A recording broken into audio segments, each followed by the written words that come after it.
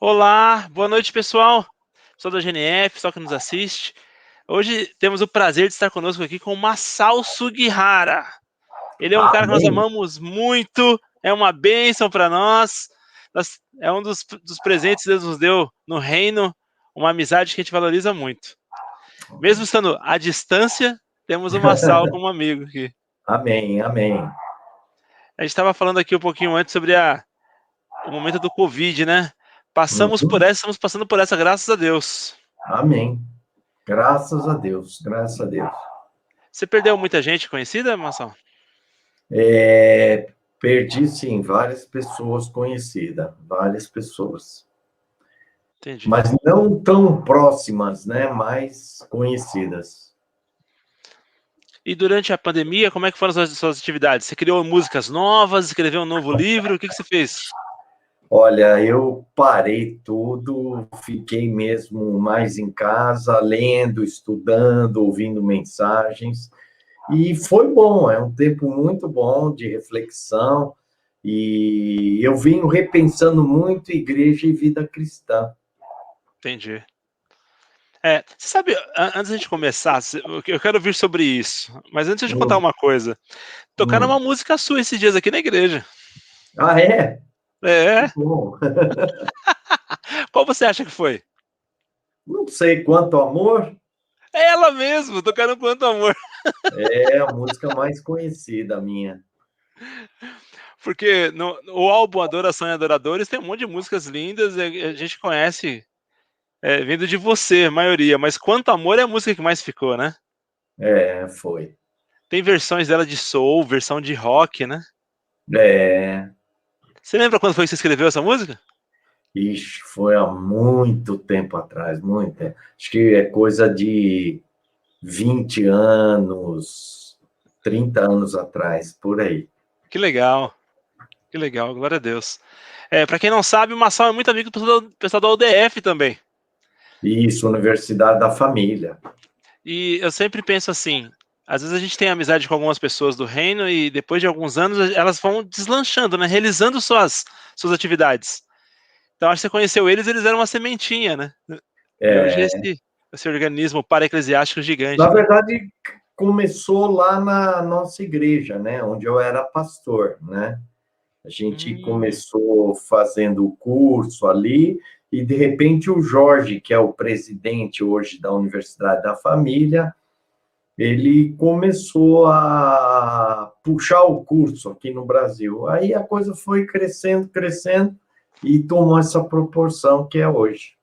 No que início eu legal. saía, viajava para dar os treinamentos junto com ele, mas com o tempo eu parei com isso e fiquei mais focado no louvor e na igreja, né? Que é o meu ministério. Entendi. Bênção, bênção. Uma coisa que eu vi também há um tempo atrás, há muito tempo atrás, era que quando vocês gravaram Adoração e Adoradores, foi interessante ver você, ver a Ana Paula, ver o Azaf, um monte de gente junto, né? Ademar de Campos, um monte de gente junto. E é, eu lembro dela comentar, a Ana Paula, que ela sempre estava nos congressos de vocês. Sempre estava desde novinha, anotando as coisas e aprendendo. E para ela foi uma honra depois estar com vocês tocando juntos, né? Que engraçado, Eu né? acho que foi o contrário, né? Nessa época que nós gravamos, a Ana Paula já tinha estourado, ela juntava milhares de pessoas e ela estava bem conhecida mesmo. Mas é uma coisa muito legal é que ela ia no nosso evento, na Conferência Adoração Adoradores, e ela sentava lá e ficava assistindo e tomando nota de tudo, né? Então, ela estava como participante. E eu pedia para o pessoal não ficar tirando foto, querendo pegar autógrafo, né? Porque senão ela ia ter que ficar num lugar isolado. Então, eu falei, ó, vamos deixar ela solta, livre, sem ninguém ficar em cima dela. E o pessoal até que respeitou. Que legal, que legal. E olhando depois de anos, né? a- Hoje as pessoas, os nossos anciãos, as anciãs, né? Você vê que eram pessoas que lá atrás começaram seus ministérios, as suas atividades, e ninguém sabia onde ia chegar hoje, assim, né? Ninguém esperava Uhum. tanto tempo. Porque eu vejo, eu penso que homem de Deus, mulher de Deus, é aqueles que você vê depois de 20, 30 anos, depois de 10 anos pelo menos, para você saber se a pessoa permaneceu estável, escreveu uma história, né? É, na igreja do Marcinho, lá em Mogi, domingo pregou Ademar de Campos, né? Olha só. Que legal, depois de tantos anos. Vira e mexe, a Estela tá com a Neuza Itioca, né? Que a gente acompanhou o ministério dela. Então são pessoas que uns referenciam os outros, né? Quando fala de adoração, Verdade. ela menciona você e assim por diante, né? São pessoas que construíram seus ministérios há 40 anos atrás, 30 anos atrás e permaneceram firmes no seu propósito, né? Uhum. Isso é legal de ver a persistência dos homens e mulheres de Deus, né? Tem muita gente que sobe muito e desce rápido, né? E muita coisa tem a ver com o caráter mesmo, com o coração da pessoa. Uma das coisas que eu mais valorizo no ministério é o coração, porque as pessoas muitas vezes têm talento, entendeu? Prega bem, fala bem, canta bem, mas infelizmente eu vou te dizer uma coisa, Rogério, são poucas pessoas que eu posso dizer que eu assim eu dou referência, sabe? Que eu Uhum. vejo Deus na vida desses caras. Sim, Poucas. sim. É algo que eu penso também. Por isso que eu penso em persistência e tempo, né? Quando eu... Sabe que eu organizava essa conferência? Acho que talvez muita gente não conhece, né? Porque há muitos anos que não se tem mais. Chamava Conferência Adoração a Adoradores.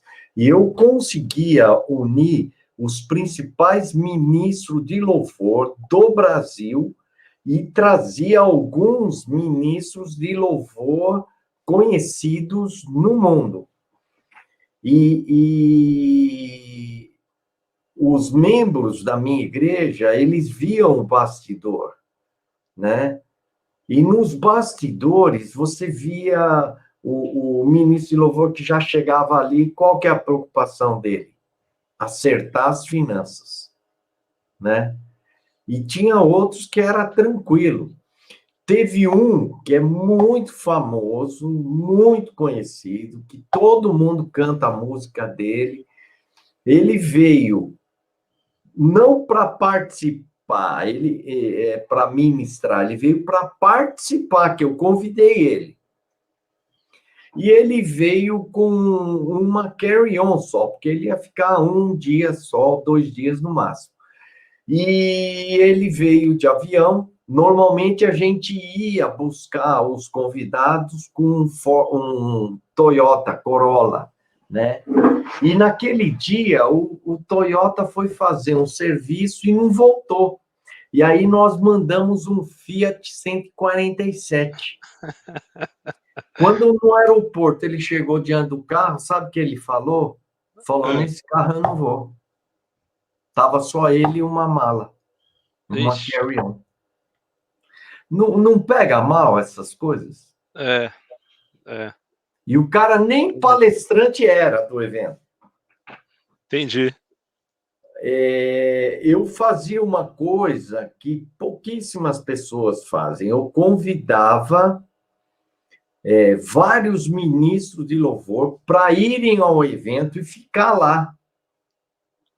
Que E legal. eu custeava todas as despesas dele. Eu só não pagava a passagem dele, senão ficaria muito caro.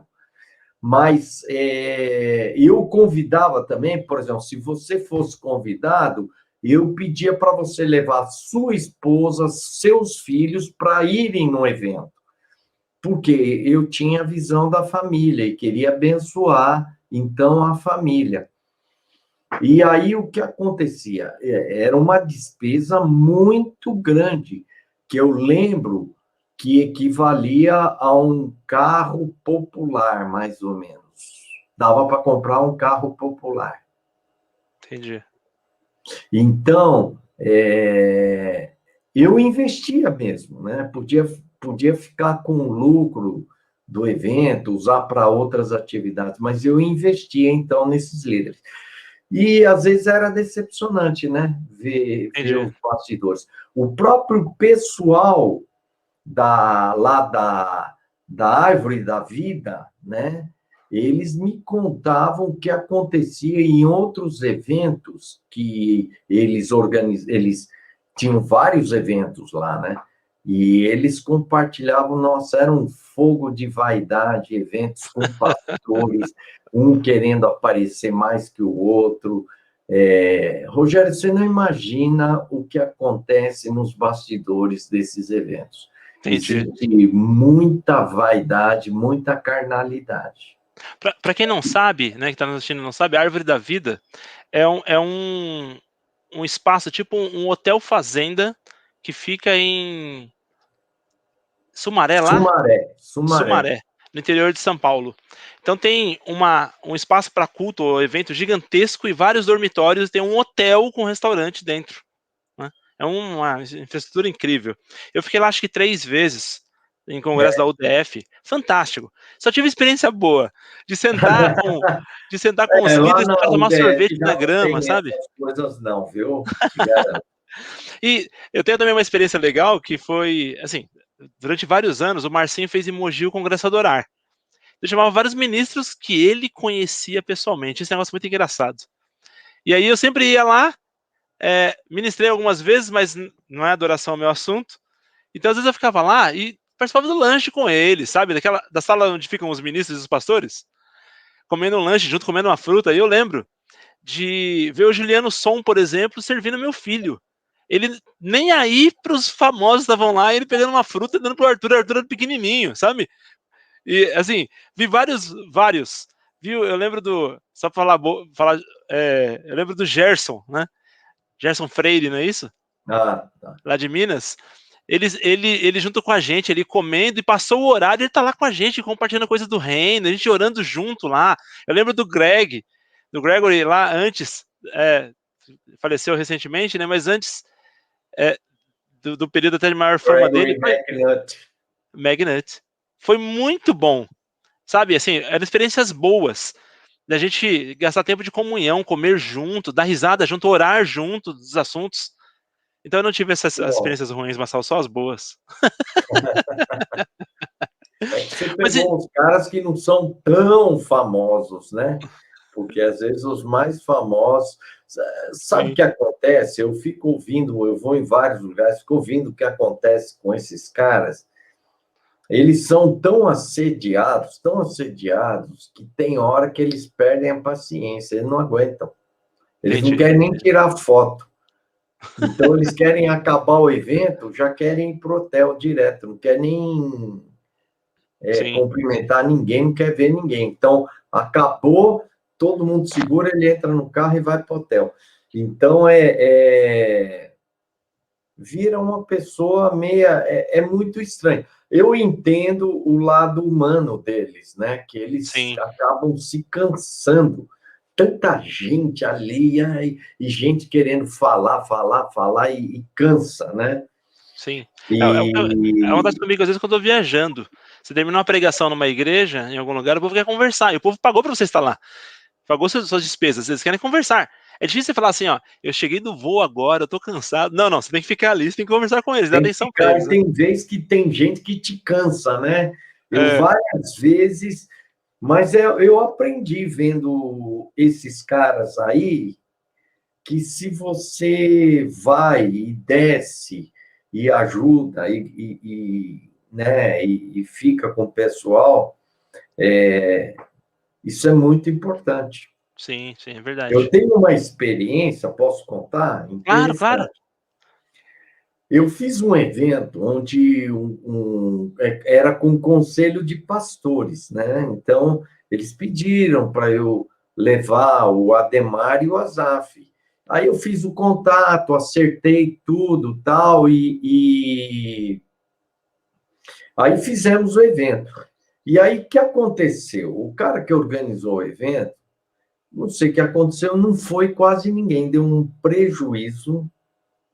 E ele sabia do meu testemunho, que eu não cobro, não exijo nada, né? E se o cara puder me dar uma oferta. E aí ele me disse bem assim, Massal, eu sei que você não exige oferta, tal, e eu tive um prejuízo, então eu não vou poder te dar nenhuma oferta. E não me deu. E aí eu tive que dar a oferta para os músicos do meu bolso. E aí, Entendi. na semana seguinte, nós fomos para Belo Horizonte, lá na Igreja Batista Central. Ali é uma igreja muito grande, muito conhecida, né? O pastor Paulo. Esqueci o sobrenome dele. Não era o Jorge Linhares lá? Não, não. Igreja Batista Central é o Paulo. Esqueci o nome dele. É muito conhecido porque a igreja dele cresceu demais com grupos pequenos, tal. E eu fui na igreja dele para ministrar. Aí eu tô lá no aeroporto e os músicos falando assim para mim, Pastor Massal, porque eles souberam o que aconteceu, né? Falou assim, Pastor Massal, você é muito bonzinho, você não exige os caras se aproveitem de você, olha aí o que aconteceu, tal, né? E aí eu falei para eles assim, olha, gente, talvez vocês não saibam, mas o maior testemunho que eu dou não é lá em cima, não.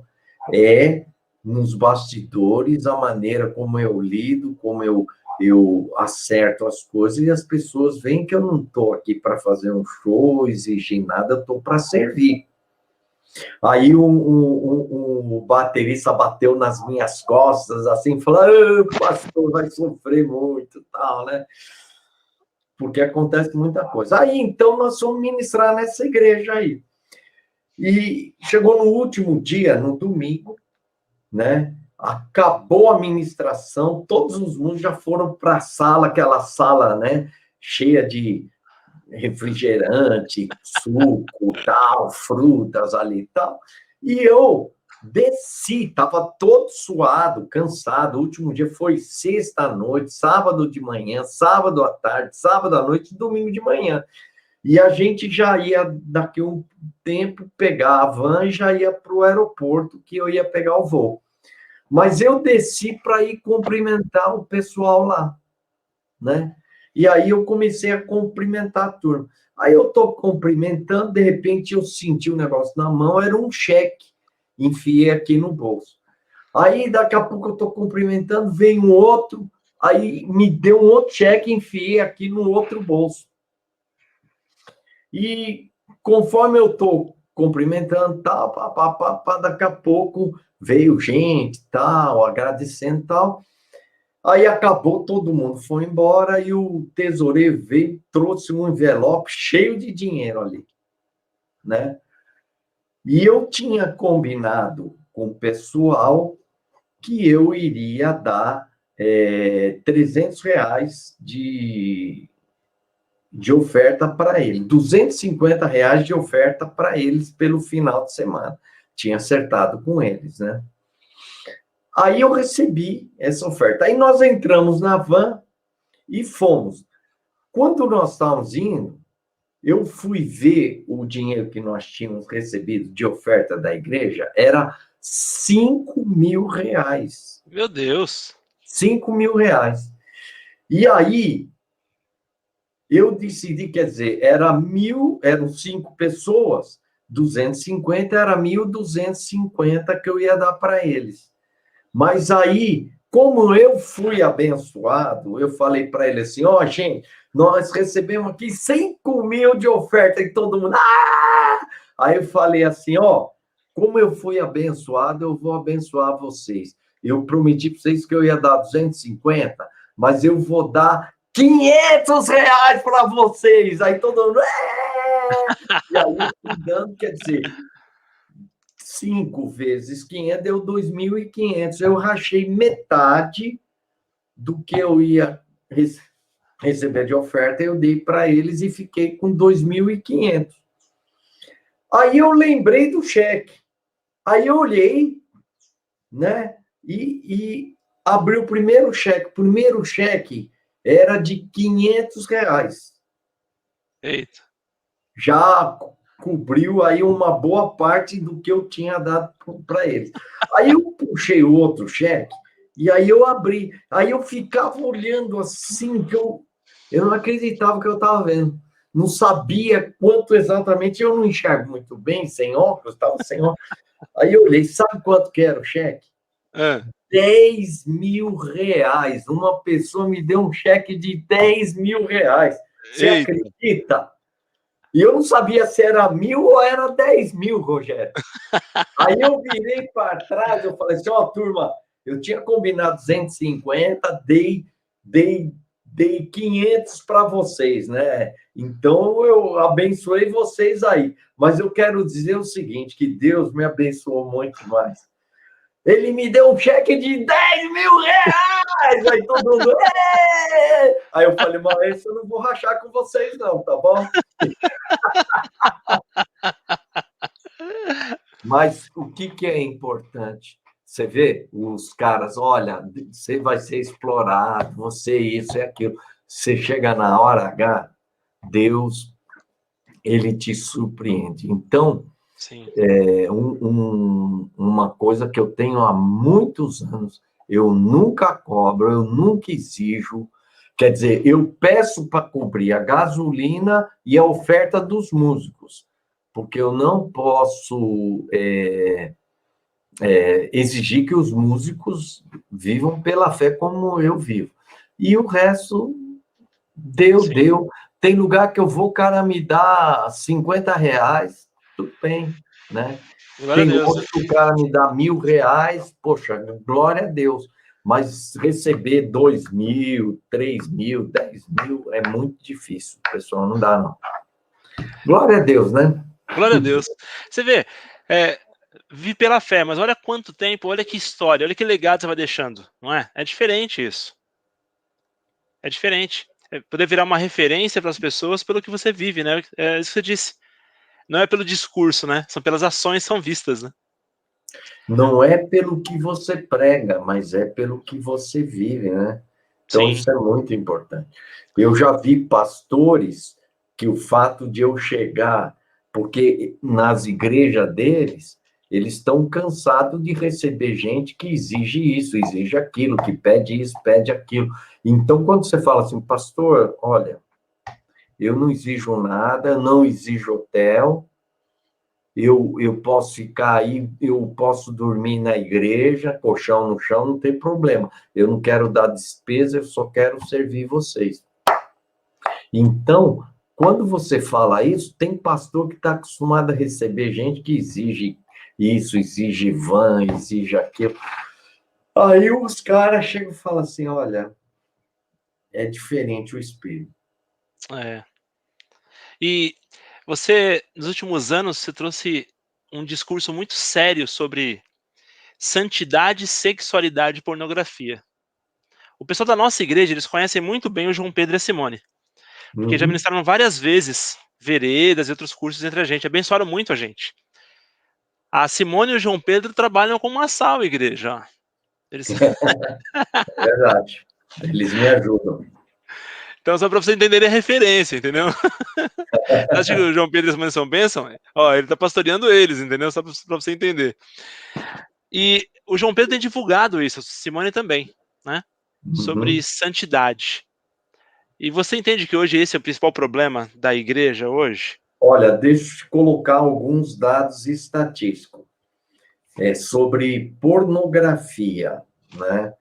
Fizeram uma pesquisa é o George Barna, que é uma pessoa muito séria nos Estados Unidos, fizeram pesquisa nas igrejas, para você ter uma ideia, de cada 10 jovens, 8 estão lutando com a pornografia. Jovens cristãos. Quer dizer, 80%, é 79 e uns quebrados, 80%, né, Rogério? Para fixar mais fácil. 80% dos jovens nos Estados Unidos, cristãos, estão lutando com a pornografia. Poxa. O Instituto Francis Schaeffer que é também um instituto bem sério, fez uma pesquisa com pastores americanos. E eles divulgaram que 56% dos pastores evangélicos nos Estados Unidos estão lutando com a pornografia. Então, praticamente de cada 10 pastores, praticamente 6 estão lutando com a pornografia. Isso dentro da igreja. Então, provavelmente, na sua igreja, assim, chutando por baixo, 50% dos homens, aí inclui jovens, adolescentes e adultos, casados, solteiros, 50% no mínimo está lutando com a pornografia. Não são viciados, porque viciado é o cara que acessa todo dia, várias vezes, né? E está viciado. Mas a grande maioria acessa pelo menos uma vez por mês, eles estão acessando, pelo menos. Mas a grande maioria é uma vez por semana, 2 vezes por semana, e isso dentro da igreja. Então, as pessoas pensam, batalha espiritual, tal, não sei o quê, e muitos líderes e pastores estão lutando com a pornografia. Poucas pessoas sabem que a pornografia é hoje considerada uma droga, como uma droga, porque os efeitos da pornografia no cérebro são muito semelhantes da cocaína, da heroína e outras drogas. Então, a pornografia é considerada uma droga e ela vicia. Vicia. Eu fui numa clínica nos Estados Unidos, Rogério, que trabalhava com pessoas viciadas em sexo. É uma das poucas clínicas, tipo dessas, funciona como essas comunidades terapêuticas de pessoas viciadas em drogas. Então, essa clínica trabalha com pessoas viciadas em sexo. A maioria deles começou entre 7 a 12 anos, sabe com o quê? Pornografia. Revistas pornográficas e, na época, né, era VHS, fitas pornográficas. Então, o cérebro da criança é como uma esponja. Se ela for exposta à pornografia, há uma grande chance dela, no futuro, se tornar viciada em sexo. Então, por exemplo, você tem filho, né? Você coloca nas melhores escolas, escola excelente, você leva para a igreja, tudo, né? Mas chega um dia, seu filho começa a acessar pornografia. Aí ele começa a ficar viciado. E aí a pornografia, ela potencializa 300% o adultério para quem é casado. Então, a pornografia estimula a pessoa, né? Por exemplo, o jovem que começa a acessar a pornografia, o que vai? Ele vai ser estimulado a ter relação sexual. E se ele namorar, nossa, mesmo sendo crente, a tendência dele é aquelas imagens pornográficas, ele querer ter relação sexual. Então, a porcentagem das pessoas que se envolvem com pornografia, principalmente adolescentes, pré-adolescentes, né? Eles com 15, 16 anos já estão perdendo a virgindade, já estão tendo. Tinha uma senhora de uma secretaria da cidade aqui, da prefeitura, a filha dele, com 7 anos de idade, o filho de um dos médicos renomados da cidade começou a ensinar, olha só, um ensinando o outro, a menina de 7 anos a assistir filmes pornográficos, vídeos pornográficos. a menina falou para a mãe, ó, eu estou assistindo isso, não estou conseguindo parar de ver. 7 anos de idade. 7 anos de idade. Então, isso vai gerar na mente... Agora, ela não entende bem, mas quando ela atingir a idade mais madura, vamos dizer, já na adolescência, o que vai acontecer? Vai estimular ela a ter relação sexual mais cedo. Então, há uma estatística que mostra que há uma quantidade muito grande de adolescentes que, estimulados pela pornografia, acabam tendo relação sexual antes dos 15 anos de idade. Puxa. Eu já Então, participei de hoje, aconselhamento. um dos maiores problemas que eu acho da nossa sociedade. Entendi. Não se fala em lugar nenhum, não se discute isso. Aliás, a mídia, a TV, ela vai incentivar, falar que não, isso é bom, isso vai ser bom, mas pelo contrário. Eu tenho um pastor que trabalha com casais, pastor de família de uma igreja, ele disse assim, Marçal, os jovens, casais jovens, os maridos com problemas de pornografia dentro do casamento. Então, e agora não é só os homens, as mulheres também. Sim. Então, eu li uma matéria esses dias sobre pornografia para mulheres, né? Eu li uma matéria esses dias sobre pornografia para mulheres, que estão construindo isso porque há gostos diferentes, né? A forma de enxergar é diferente. E eu aconselhei um rapaz uma vez, Marçal, eu tive que usar a seguinte frase para ele. Eu falei assim, você não tem como suprir com a sua esposa o que a pornografia te oferece, porque aquela mulher da pornografia ela não é real. Aquilo que ela está te vendendo não é real. A sua esposa é real. São objetivos diferentes. Agora, sabe uma coisa interessante, Rogério? Eu tenho um curso, chama Desejo Puro, que é um curso de 7 meses, parecido com esses cursos da UDF, uma vez por semana, grupo pequeno e tal.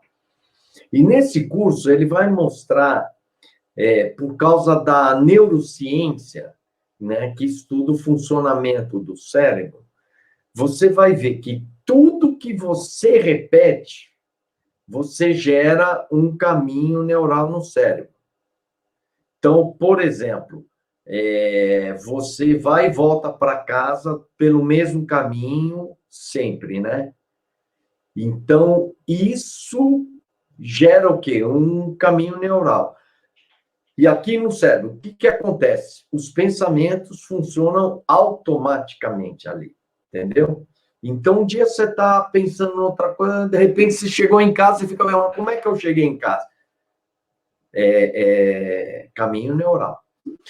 E como você começa a repetir demais a pornografia, você cria um caminho neural no seu cérebro que vai automaticamente, você olhou para uma mulher, você já entra por aquele caminho, então vai virando um caminho, uma pista, né? Como se repete muito, quando vira um vício, vira uma autopista. Mas o que eu quero falar é o seguinte, o caminho neural desenvolvido pela pornografia é diferente do caminho neural desenvolvido pelo sexo físico. Um é muito visual, não é? O outro já envolve outros, os órgãos genitais, tal, toque, o beijo, tal. Mas a pornografia é muito visual. Então, ela vai gerar um caminho. E o sexo real gera um outro caminho.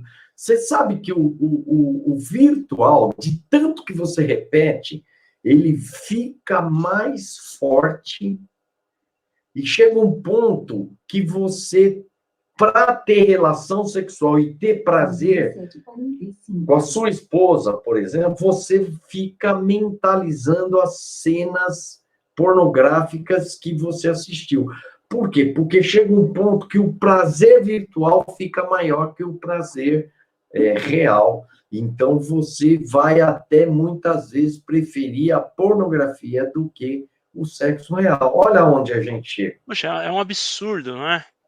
Absurdo. Mas é Mas verdade, né? Aí, é perigoso. Por isso é que a pessoa que vicia demais, ele, quando for ter relação sexual, ele vai ter dificuldade e vai começar a mentalizar. Muitos têm que passar um filme pornográfico, assistindo um filme pornográfico para ter o mesmo prazer com a mulher fazendo relação caramba. sexual.